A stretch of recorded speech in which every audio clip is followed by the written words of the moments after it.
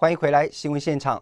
进入了夏季，民众家里的用电量也跟着飙涨，不想荷包大失血，平常就得要从家电用品开始动手。而究竟有哪些省电妙招呢？透过镜头带您一块来了解。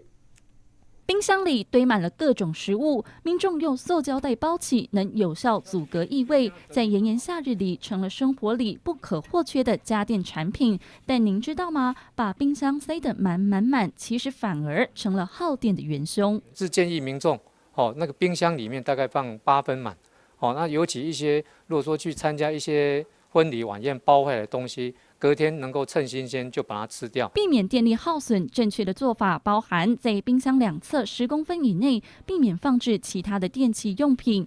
等到食物完全冷却之后，再放进冰箱，能有效减少耗电量达4到5%。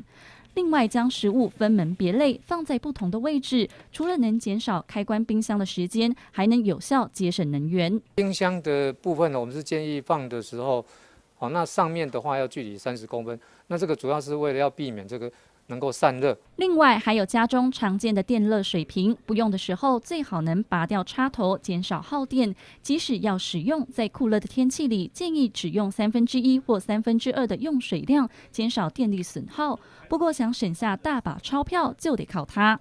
社区呢，我们的公共空间的部分全部都换成 LED 了以后，虽然我们花了40万，但是呢，我们1年的电费就省回来了。以前的电费是1年要48万，现在1年的电费大概只要13万就够了。动手就能节能又减碳，不只替民众省下荷包，也为地球尽一份心力。人间卫视杨文新、徐真敏台北采访报道。